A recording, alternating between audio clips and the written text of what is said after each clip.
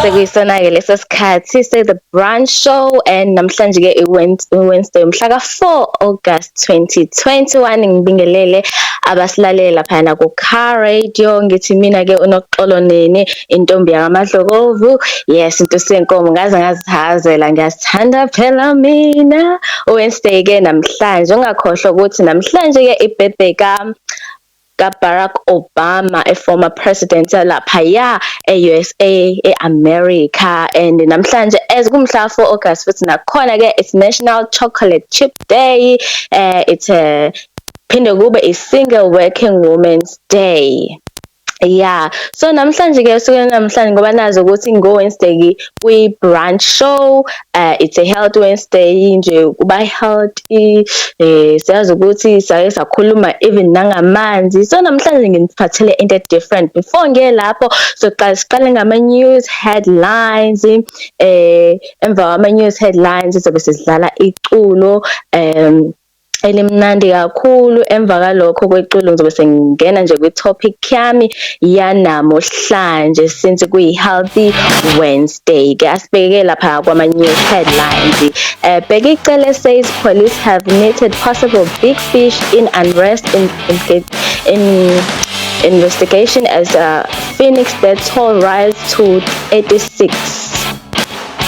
Mase kuthi laphayana ke 1 million rand digital vibe contract used for hair salon and nails for Mkhize family. Shuthi laphayana baka Mkhize basebenzisa imali laphaya ama digital vibes hey kwama salons benza nenzipho kushobile laphaya. And then futhi laphaya uMotseha to ask a cabinet to ease the social distancing requirement in classroom to 0.5 meters. Masikuthi laphayana uMabuza paid for Russian trip says officer DA wants details of medical condition. WSC concerned about low number of people registering for jobs in some areas. Over 100 million needed to repair KZN school after the unrest. Kusho laphayana ke uMotseha. Fuel prices set to go up by 91 cents at midnight. Cape Town police reports takes shooting a day after peace accord in the industry. Limpopo mother appears in court for allegedly beating a baby to death. Mangoes urged to customers to be patient while it remains underground. Dlamini Zuma uthi laphayana ke ngo-October. The election will be postponed only after the Concord ruling. Ilozo-ke ama-news headlines besiniphathele wona laphayana ku-Car Radio sesizodlala music.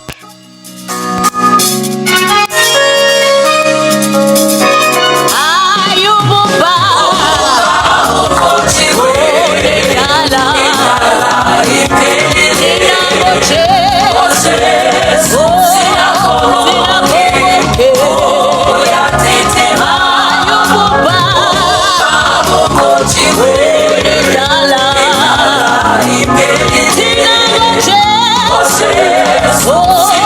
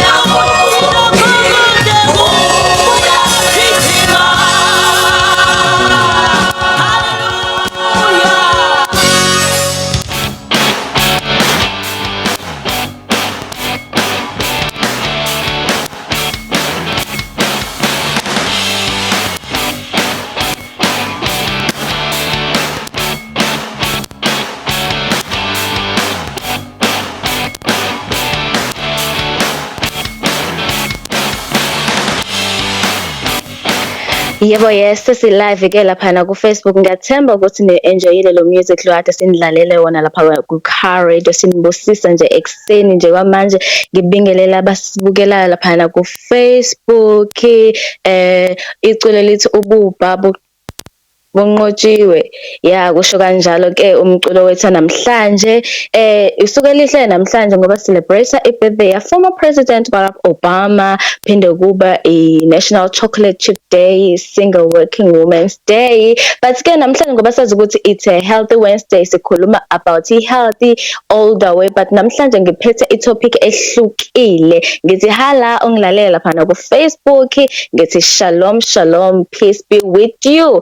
Yes ke i-topic namhlanje ithi i-substance abuse. Sazi ke ukuthi substance abuse into ekanjani, but then ngizogxila kuyona kakhulu namhlanje because ile topic ngiyithandile nje because sihlezi sikhuluma ngokugijima, ukudla okuhealthy, zonke nje lezo zinto yabo. Asinakile kakhulu about ama substance abuse because you know abanye abantu ba overdose, abanye abantu they think ukuthi bebe addicted kwamaphilisi. They don't know ukuthi abantu ba addicted kwamaphilisi till ubone ukuthi umuntu bengaliphizanga nje lephilisi akekho nje right yabo because usehlezi ephuza lona. Yabona, before ngingena nje le topic khona oyibuzayo ke bungazi ukuthi what is substance abuse. Substance abuse are legal drugs, are illegal drugs, alcohol, solvent, legal height, mase kuba ama-prescriptions medicines. Siyazi-ke lama-medicines la onikezwa udokotela, uthola ukuthi omunye use-addicted kuwona ngale ndlela le ukuthi nje hayi ngoba phela nginikezwe udoctor akasafuni ukuyeka bese kuthiwa akawayeka amaphilisi and then akasawayeki. Yabona-ke when used or overdose they cause people to change the way they feel, think or act. Yabo, so nje is affecta ngaleyo ndlela. So that is why I felt it's very important for me ukuthi ngikhulume ngale topic because abantu like they think it's okay if uphuza amaphilisi wa overdose, especially if abantu besifazana. We know ukuthi especially girls, we know ukuthi mesingena esikhathini right ukuthi okay asiphathwa ama period pains kube kanjalo and uthola ukuthi uphuze iphilisi elilodwa abo ashayi still nje ilotujane isilumo asinawo and then uthola ukuthi usugcina usuphuza amaphilisi mhlawumbe awu4 uzwa kahle uzwa angazi usilisebenza kaningi me4 bunikeze ukuthi waphuza lamaphilisi awu2 wena uzothatha 4 izinto ekanjalo just because ipain ayifuni ukulonto njani ukusuka uthi overdose lapho uthola ukuthi nakhona uthola amaphilisi kuthiwa ayi phuza leli mina leli ngihlanganisa naleli lapho uthola ukuthi udokotela akutshela ngalokho usutshela omunye umuntu ukuthi uhlanganisa naleli philisi owazi ukuthi like affecta kangakanani emzimbeni yabo. Fana nokuthi umuntu bephethwe ikhanda uthola ukuthi njalo bephethwe ikhanda fanele uhlezi ethenga amalotshana amaphilisi ekhanda yabo. Uthola ukuthi use-addicted kuwona njalo bephethwe ikhanda uphuza wona akayibona ukuthi ngoba ngiphethwe ikhanda maybe it's a sign ukuthi I'm very tired yabo. Ngoba ngiphethwe ikhanda it's a sign ukuthi okay I'm dehydrated, I need to drink water yabo. So ilezo zinto njalo umuntu bephethwe ikhanda uyazi ukuthi I have to buy this, I have to buy this. For example, my late grandmother, so when used to amaphilisi like bephethwe ikhanda uyazi ukuthi ngidinga this certain pills ngizoba right bengiwaphuzile noma ungamnikeza mapha ama-painkillers kodwa methole leli uyazi ukuthi uzoba right because akalifune elinye ufuna leli uhlezi ephuza lona everyday wayehlezi ephuza lona yabo. Kwase kuyilo nto kwase kuyi-substance abuse ke leyo esiyenzakala kuyena but yena engakuboni lokho because awuzizwe nakhona if usulontunjana usu that level whereby uba addicted ubona abanye abantu ukuthi no azokuthini usu addicted. For example, +27873733418 abantu abakhulelwe uthola ukuthi umuntu noma engasakhulelwe uyalithanda nje yabo uyalithanda liphilisi bathi lu sweet abanye because I never like drank that pill. Abanye baze bathi angazi ukuthi uyalimunca noma uyaliphuza yini, but then baze bathi ayi linoshukela njani ngiyalithanda. Omunye azacela omunye okhulelwe uthola ukuthi yena abasamnike eclinic just because akasakhulelwe, phela ingane sephumile yakhe yabo, akasakhulelwe.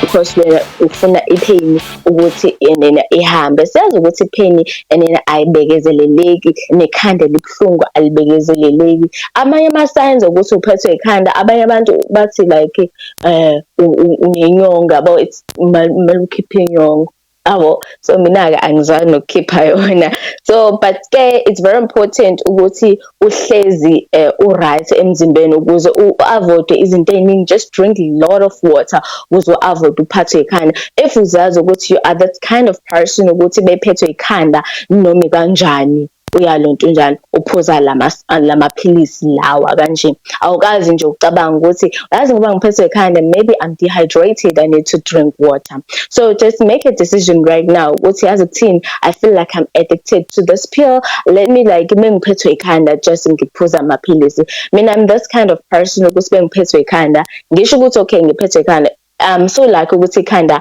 alijwayele ukungiphatha. I'm so lucky ukuthi angijwayele ukuliphatha because bengiphethwe ikhanda I make sure ukuthi I drink water liyayiphelela lona, because angikuthandi ukuphuza amaphilisi, but then bekuthiwa ngiwaphuze ngiyawaphuza, but then angikuthandi because vele kusala le taste yakhona nje embi, so angikuthandi-ke mina ukuphuza amaphilisi.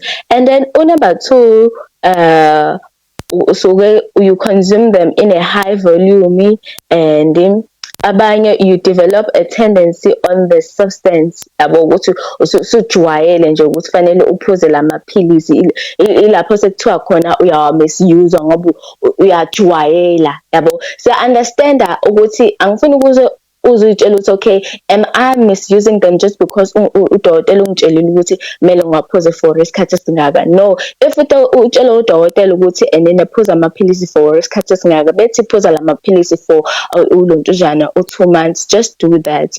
If ethi okay usungawakhatha wakhathe, but then if wena usaqhubeka uphuza lamaphilisi sekushiwo ukuthi wayeke, lokho sawu-misuse. Nalokho ukuthi enena uzophuza amaphilisi alontujana a-prescribe lomunye umuntu, uthola ukuthi mina nginama-pills ami, or wena unenkinga and then uzoza kumina uzocela amaphilisi ami uthi mfethu ngine-certain problem, mase ucela amaphilisi ami enginikeze udokotela wami. Lokho sawu-misuse because awazi ukuthi mina ngiphethwe yini. Mina ngizokunikeza amaphilisi angazi ukuthi issue yakho yini, angisiyena udokotela. So make sure if ukuthi uphethwe something ungayi kuyocela amaphilisi komunye umuntu, just wena rather go to udokotela akuchazele izinto, or buyothenga lapha ka-clicks bakhona amalontunjana, ama-pharmacists ayakwazi ukukuchazela ukuthi lamaphilisi asebenza kanjani. And now you have to be truthful. Bekudingeka ukuthi kufanele uye kudokotela before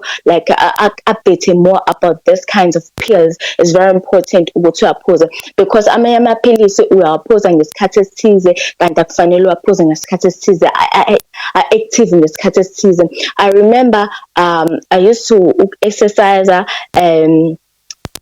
kwakhuluma ngale ndaba le yalamaphilisi whereby uba very active yabo.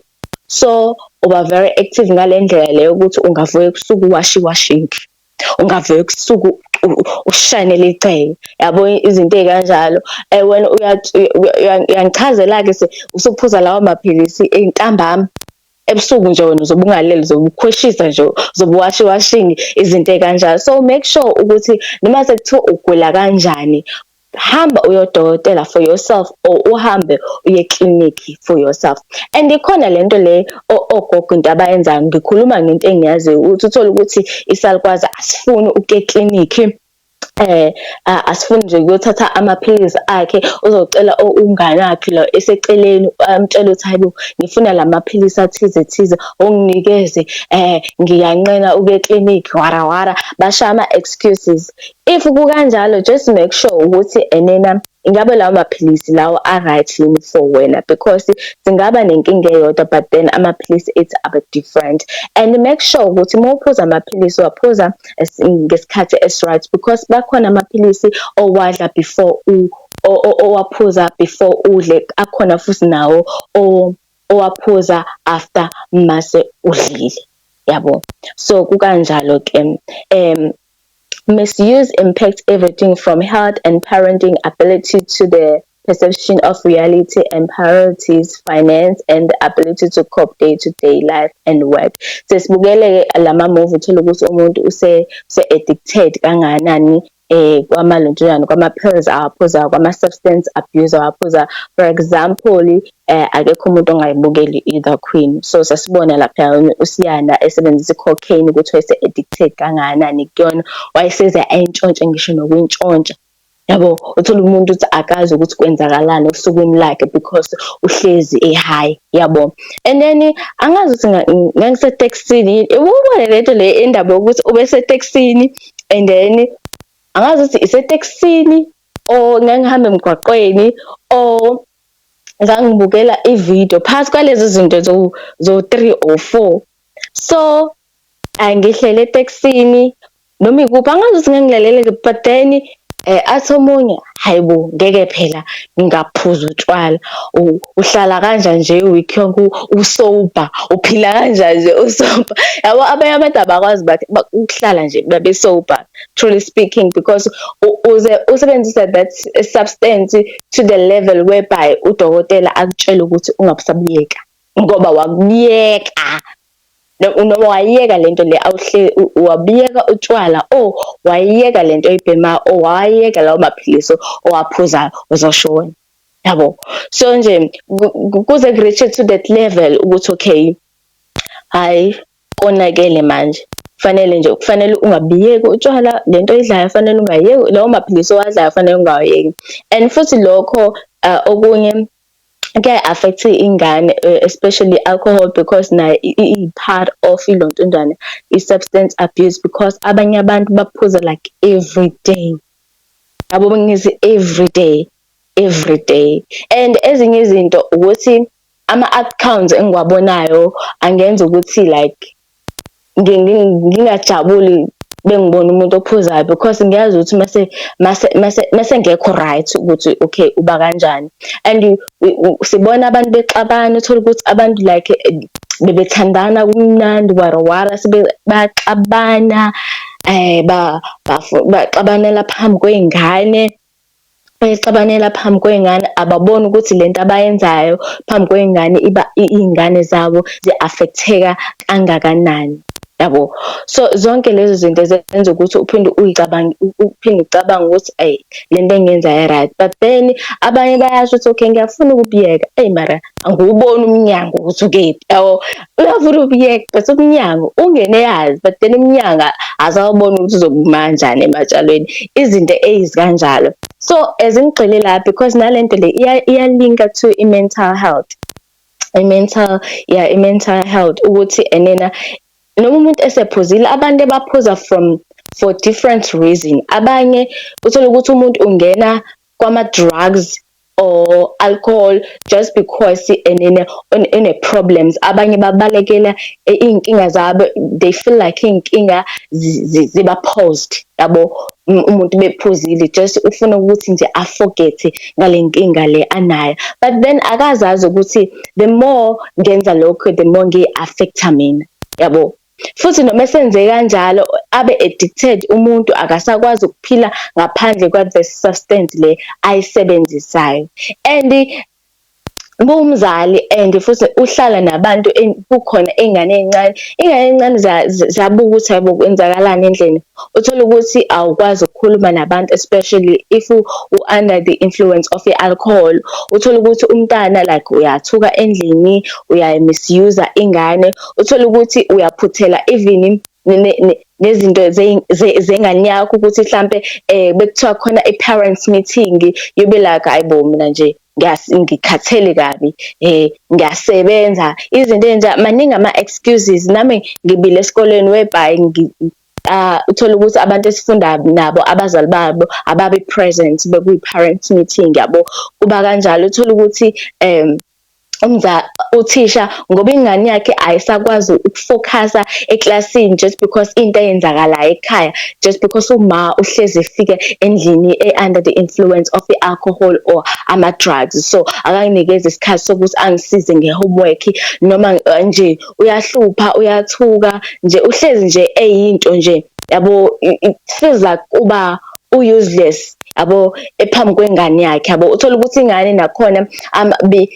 benza kahle esikoleni, befocusa, ama-marks ayo a-drop, uthisha nje ayibuze nawe ukuthi hayibo ase-drop-a kangaka ama-marks akho. Uthola ukuthi ingane nakhona isizoqamba manga iba afraid about i-status samzali wakho ukuthi hayi uma wamphuza njalo, ubaba wamphuza njalo, nanokuthi mabephuzile kuye kwenzeka uthola ukuthi ubaba bephuzile uhlezi eshaya umama njalo, and nalokho futhi kuya-affect ingane, suba abusive just because you are under this influence yabo of ilonto njani i-alcohol or ama-drugs, and wena awukwazi ukuphila ngaphandle kwalokho. If ungakutholi awukwazi ukubehave even kahle nasendlini yabo. So lokho futhi seku-affecta nabantu abubathanda. Uthola ukuthi abanye sebeyadivosa just because ubaba u-alcoholic ukwama-drugs, just because nomama u-alcoholic ukwama-drugs, kuba i-vice versa. Sometimes ukuba bona bawu-two, uthola ukuthi ingane ayisafuni ukuhlala nabazali babo just because bayindlela abayiyona, ba-under the influence of i-alcohol or ama-drugs yabo. Uthola ukuthi ingane ayiboni ukuthi imephi ne-future yayo. Abanye baba nenhlanhla, uthola ukuthi uyakwazi ukwenza ama-right decisions. Omunye uthola ukuthi enena uney'ngane ey'ncane, khona lokho kudalanyana nje kusakhulile. Uthola ukuthi umama uyahamba nje ama-months noma 2 weeks ehambe ematshwaleni, noma ubaba ahambe, because khona laba bangama-single parents. Uthola ukuthi i-stress nje sikhipha ngokuthi kufanele ahambe nje ayobhenga, ayophuza. Ingane lana zihleli, uthola ukuthi omunye fanele afunde ukupheka esemncane, nalo omunye fanele aqale abe umzali kwalo, yena umama under the influence of ilontujana ye-alcohol or ama-drugs. Lo mntana lo omncane fanele ngabe u-enjoya i-childhood yakhe, manje usephenduka abe umama yabo, noma bewumfana aphendule abe ubaba kuyanga sibling yakhe yabo. So kuba kanjalo, uthola ukuthi ingane siya-affecteka incane, ayisa-enjoy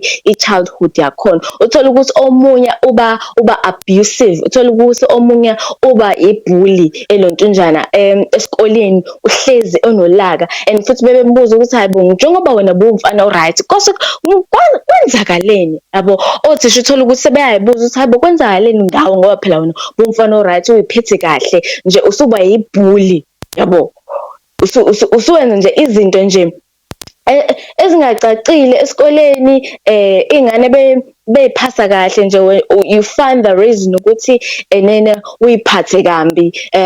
If nje kwenzeka something, wena nje bekhona into wrong, wena awufundi, awutholi isikhathi sokufunda just because enena endlini isimo futhi asikho right yabo. So i-bullying iqhamuka kanjalo isikhathi esiningi wey'ngane. Uthola ukuthi umzali akekho present, ukhona but akekho, just because ubhizi nebhodlela, just because ubhizi namaphilisi. So iy'ngane ey'ningi manje, because enena abantu i-youth eningi igcwele kakhulu kwama-substance abuse. Angifuni uqamba amanga ngalokho, igcwele kakhulu kulo.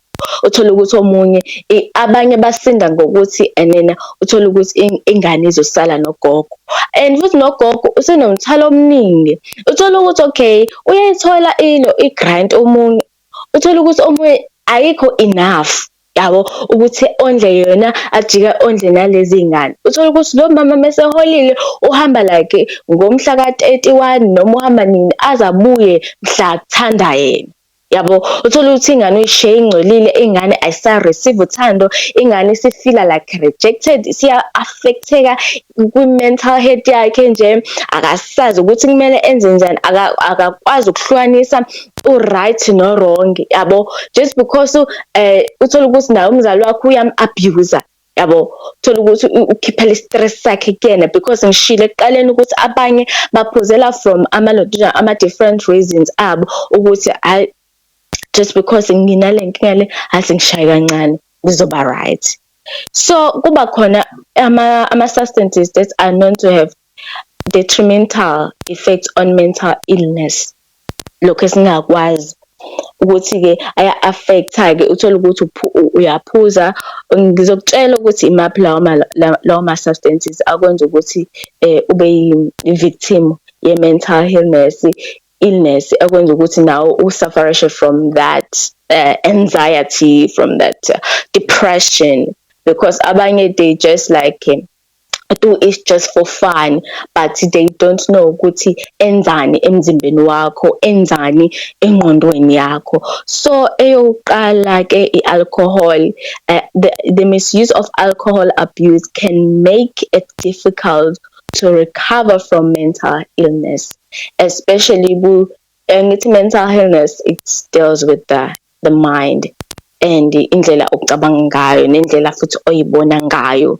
And abantu abaphuzayo stressfully banalento leyo ukuthi bayibukele phansi, angikho right, angiyithandi. Uthola ukuthi udivorceile, omunye once wadivorsa uvela ngene ematshwaleni, yabo, evela ngene emaphilisini, yabo. And futhi nayo i-cocaine nakhona, cocaine use can lead to a problem with depression and paranoia and anxiety. Okay, so mase kuba khona i-heroin. Ilontujana is highly addictive drug that can lead to depression nayo, kube sleeplessness, and then uba ne-tendency of ukuthi overwork, yabo. So i-heroin bizwa kanjalo, angazi ukuthi ngipronounce kahle, but then ke ngizothi HEROIN, libizwa kanjalo. If ufuna like ukungipronounceela kahle ethu, ngizobonga nami enkosini, because nami leli gama linzima for mina, but li simple, but ukuthi mhlambe maybe imina engilenza ukuthi libe nzima, who knows, but angikho lapho. But i-topic yami bengigxile kuyona namhlanje ukuthi i-substance abuse iyathelela even nakwi-mental illness, yakwenza ukuthi nakhona ube affected kwi-mental health yakho, ungakwazi ukucabanga kahle, ungazi ukuthi kwenzakalani emhlabeni because uhlezi under that influence ke. And talking about that, there was a time whereby ngisakhula, yabo, thola ukuthi umuntu omdala mephuzile akakwazi ukuhamba, omunye ushushuluza phansi ensukwini nje, ade ngibona omunye ushushuluza phansi, vele ngibona ngithi webhabhe, hayi phuzani, vele ngisho kanjani ngithi hayi phuzani, and ikhehla lidala kanjani, livele lishushuluze phansi lithi uyacabanga umuntu omdala eseshushuluza phansi. Khona lokho mase ngicabanga nakhona ngithi ingane yakhe mase mbona kanje ifila kanjani, yabo, izinto ey'kanjalo. So nje make sure ukuthi whatever that you do, abanye abantu, just know that abanye abantu ukuthi baya-affecteka, even though wena hlampe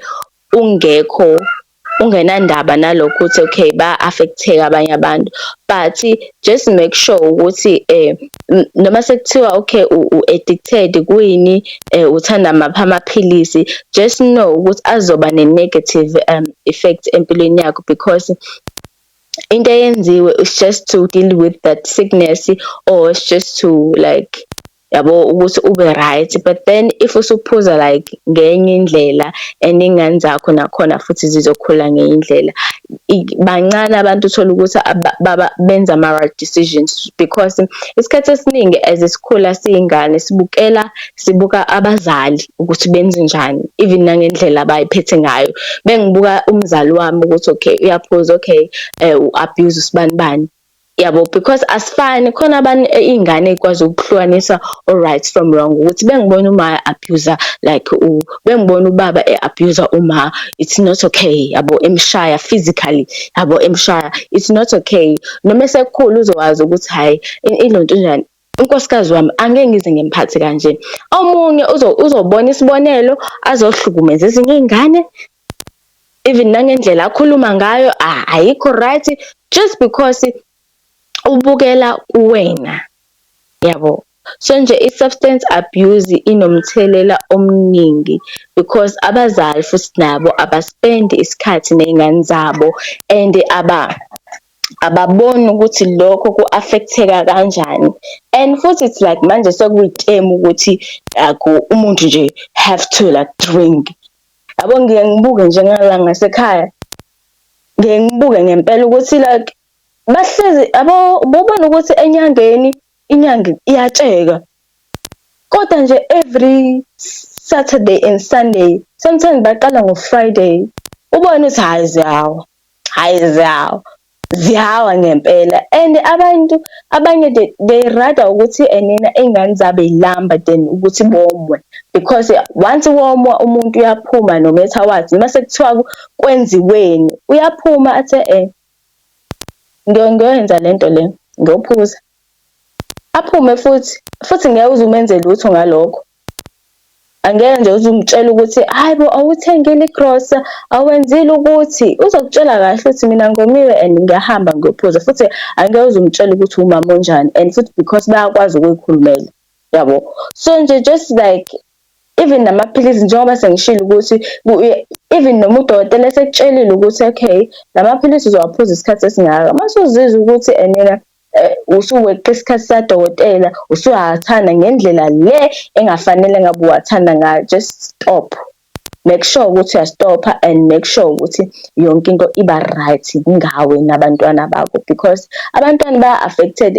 Ave ngiba worried ukuthi thina ezisakhula or abantu abadala, ama-elders, ma-parent, ukuthi indlela esibuka ngayo abantwana it's like bawonodoli. Asibone ukuthi izinto esizenzayo thina as ama-parents, izinto esiy'phuzayo esiy'faka emzimbeni wethu azi-affect iy'ngane zethu, yabo. So ave ibuhlungu lento leyo mese ngicabanga ngayo mina myself ukuthi why mes-acta kanje nengane singacabangi ukuthi iya-affecta ingqondo yakhe, iya-affecta mentally, because thina sicabanga ukuthi umuntu obalulekile umuntu omdala uyena futhi onengqondo, yabo. But then if senza izinto ezingekho right phambi kwengane, sijika senze njani?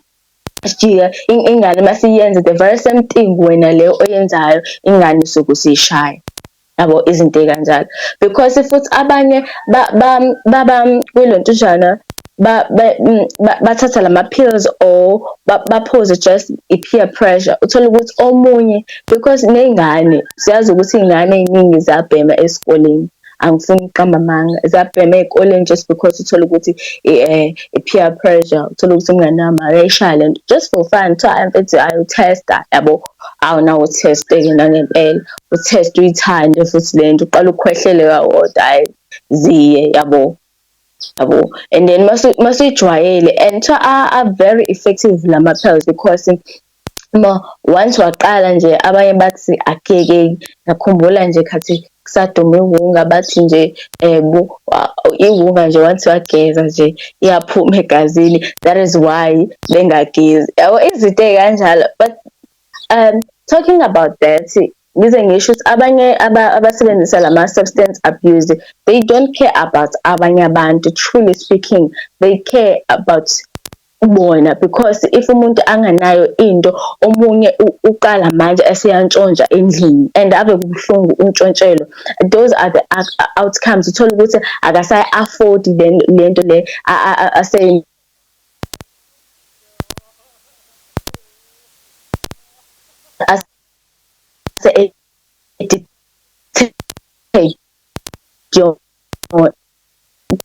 kuyona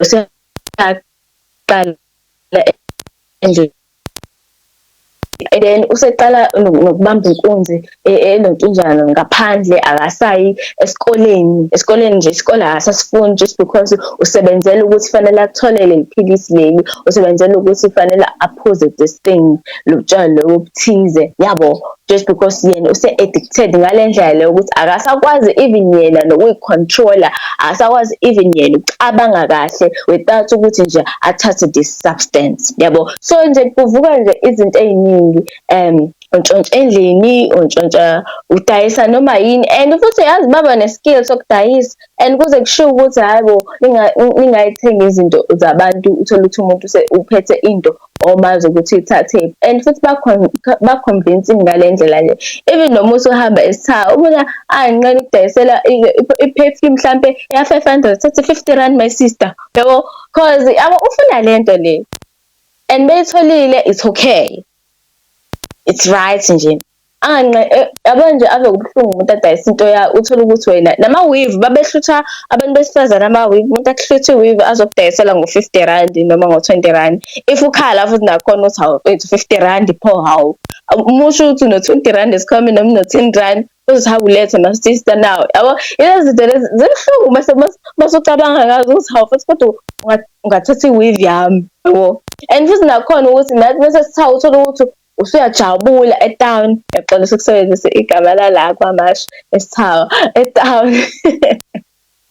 Ususe-town uvele ujabule nje, mhlawumbe ushodelwa ama-earphone, uthi hawe ma kungeke ngidlule nje ubhuti azongidayisela ama-earphone ngo-5 rand, because you know ukuthi uma ukhala uzokunikeza ngo-5 rand. Usho nje ukuthi no-5 rand esikhwameni noma no-10 rand esikhwameni, just because bafuna ukufida lento le. And futhi musuyiyekile kuba khona ushintsho, ingakho kuthiwa abanye bayiswa even nasema-rehab ukuthi hayi ube right, because umuntu beyiyekela yena akakwazi, ubona uthole ukuthi umzimba uyasheka, yabo, because u-used to i-substance. Manje musumncisha yona kuba ezinye izinto, uthole ukuthi omunye uba nodlame ngale ndlela le exakile, yabo, especially omunye uthole ukuthi bengaphuzi nje, uthole ukuthi kuthiwa akayeke nje utshwala, uthole ukuthi emzimbeni just because besiphuza kakhulu lo butshwala obu-strong, and futhi nabo utshwala lobu bu-strong beya-affect inhliziyo. Ngiyezwa nje kuthiwa badesha ngenhliziyo, uthole ukuthi omunye beye esibhedlela.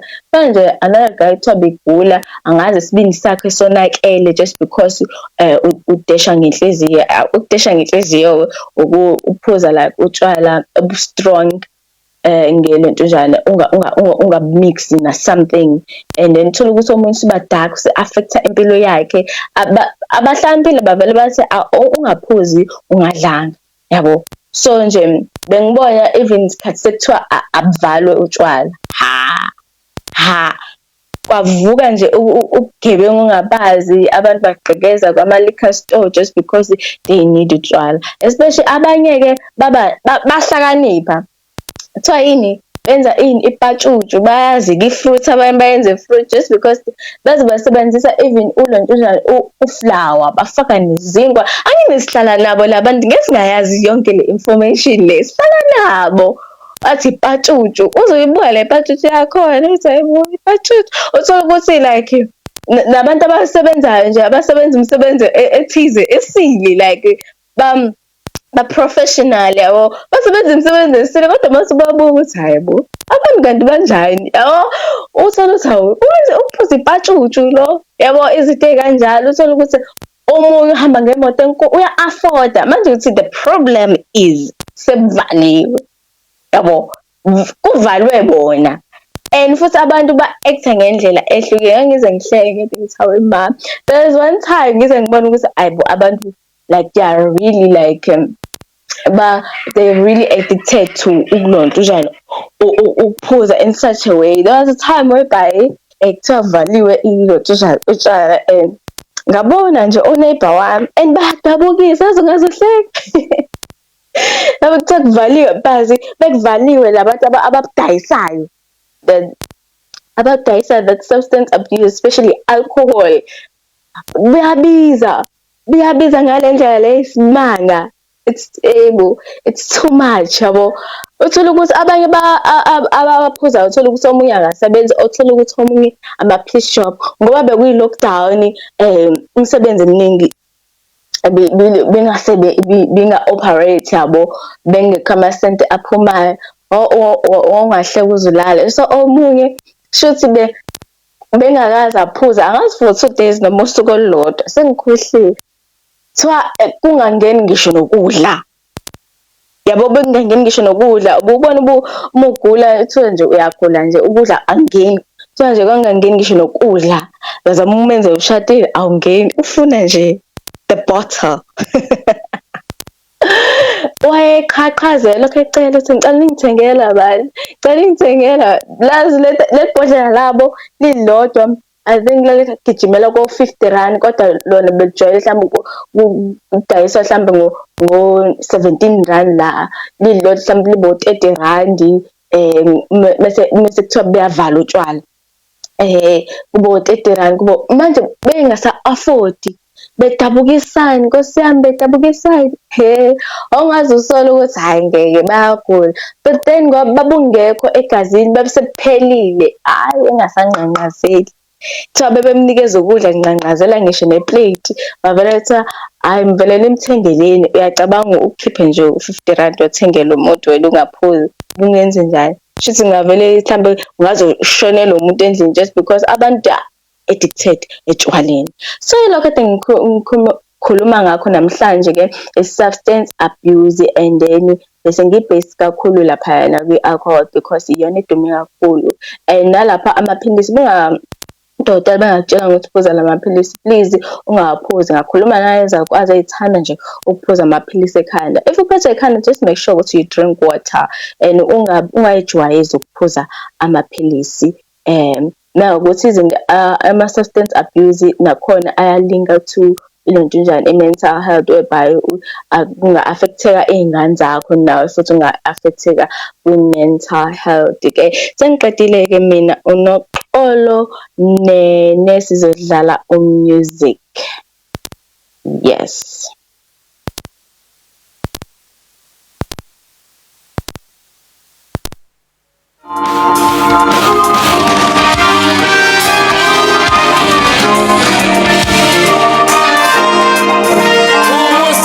Jesu